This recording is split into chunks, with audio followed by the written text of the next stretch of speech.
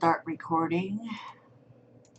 Today on the show, we'll take a deep dive into the new play Endlings, a show that features a set with a 4,100-gallon aquarium. The only way that I can see what the actors are rehearsing is if I also go underwater and I watch it from underwater. So that's something that I never really imagined myself doing as a director. Plus, the stars of the new Alanis Morissette musical, Elizabeth Stanley and Lauren Patton, will be by to talk Jagged Little Pill. And we'll tell you all about a new trend on Broadway and off that aims to unite audiences of specific backgrounds together in the theater. I'm Frank DeLella, and this is On Stage.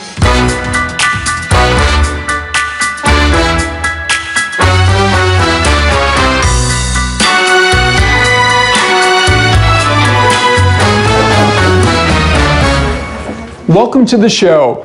New York Theater Workshop is currently playing host to a new play called Endlings. The show, which is set on both land and in the water, features a giant pool on stage, and we're talking a lot of water. I recently took a trip to the workshop to submerge myself into the world of Endlings. Let's take a look. I just really love the challenge of making something that should be difficult to make on stage possible. Sammy Canald is the director of the new play Endlings. I crave complexity in work. I don't really know how to do plays at a kitchen table. It's centered around three elderly henyos, aka sea women, who until their dying days dive with only a weighted belt and goggles to harvest seafood. When we rehearse that, the only way that I can see what the actors are rehearsing is if I also go underwater and I watch it from underwater. So that's something that I never really imagined myself doing as a director. But I, strap on my goggles and I go down there. What's it like staging the show in a public pool before bringing it into the theater? The one really tricky thing about it is that I can't take notes underwater. So I have to come back up and then remember everything that I wanted to say to the actors. We have 3 swimming sequences in the show, and we'll run them in sequence. And so for me, when I watch them, I have to take a deep breath, go under, watch for as long as I can hold my breath, come back up, do it again. But I miss little parts when I go to take a breath. Oh well. You trust your actors. I trust my actors, and I get to see it in tech. There you go. So, tech is so critical on any piece of theater, but on this piece, it's really the first time that we get to see the swimming in the way that it'll be seen in the show. I would say that the thing that attracted me to Endlings is that it felt like an almost impossible design task. Emmy-winning set designer Jason Sherwood, best known for his work on Rent Live and the 2020 Academy Awards, jumped at the opportunity to design Endlings. When I read it, I immediately said, who is directing this play and where is it happening? Because I have to design it. Jason, you get the script for Endlings, you open it up, and you see, all right, the actors need to swim on stage. Where do you go from there? I'd say that, upon reading the play and realizing that, several of the actors have to be in a body of water, you sort of immediately encounter the question of, are we going to represent that literally? Are we going to abstract that somehow? Will there be sort of like, rhythmic blue fabric ribbons moving across the stage and people on Heelys? You're talking about Little Mermaid. Or any number of shows that represent water via a fabric solution. But, right off the bat, Sammy Canald was like, we need to see them swim. We need to understand the athleticism and the dexterity of these women, and we need to put that on stage somehow. This is the hardest thing I've ever had to do physically, but it's also a lot of fun. Emily Kuroda stars in the show, playing the role of Go Min. I wear like a 15-pound belt, and then we have to climb up a ladder and then climb down a ladder. It's tough. It's physical. It's very, very physical, yeah. Once you were cast, what was your initial reaction when you heard you actually have to swim on stage? I couldn't swim. So then I called Sammy. I said, Sammy, oh my God, I'm so sorry. I can't swim. So then she says, don't worry. Then she got Brian G., who's her associate director. He was in charge of teaching me how to swim, and he did. One of the things that people tell you is to make plays that are as small as possible.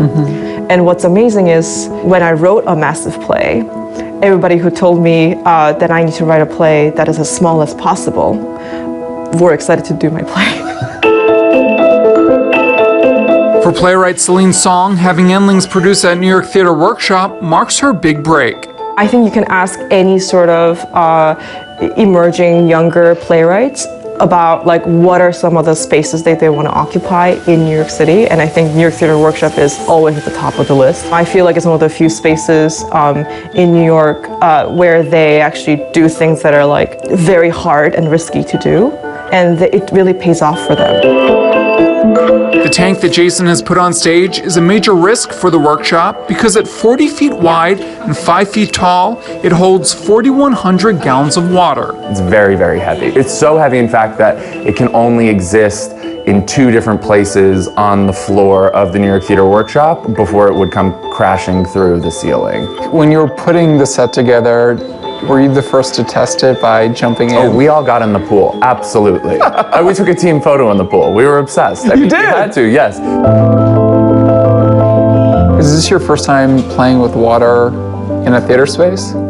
Yes, this is the first time I've put a pool or a body of water on stage. Putting a body of water on stage comes with a million challenges. You have to heat the water, you have to keep it clean, you have to recycle it, you have to make sure that the actors, when they get into it, that they feel safe. You have to somehow position the actors in the pool, so how do you lay down spike tape or indicators of position or marks? You can't put dance numbers in a pool. So it becomes this really, really intricate sort of dance between all the departments. How do you light the pool when they're in a body of water and underneath an enclosure? It's a very sort of complicated, multidisciplinary collaboration. What's the significance of telling this story now? I think that their story is so profound in the sense that they are members of a dying culture. To me, the play is both an attempt at preserving their culture in art, and at the same time, investigating what it means to tell that kind of a story in a theatrical landscape that has not been hospitable to it in the past. You've gone on record saying professionally you've tried to hide from your Asian identity in terms of your writing. Why is that?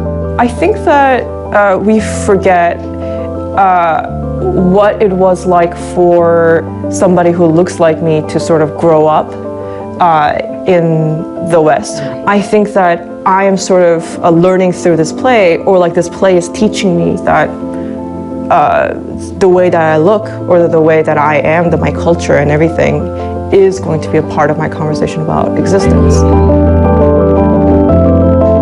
As an Asian American actress, what's it like to be telling this story in 2020? It means a lot because it's been tough for us, you know, trying to get our voices out, but to have the backing of New York Theater Workshop to support us, to get our stories told, means so much to me. And I can't tell you how grateful I am.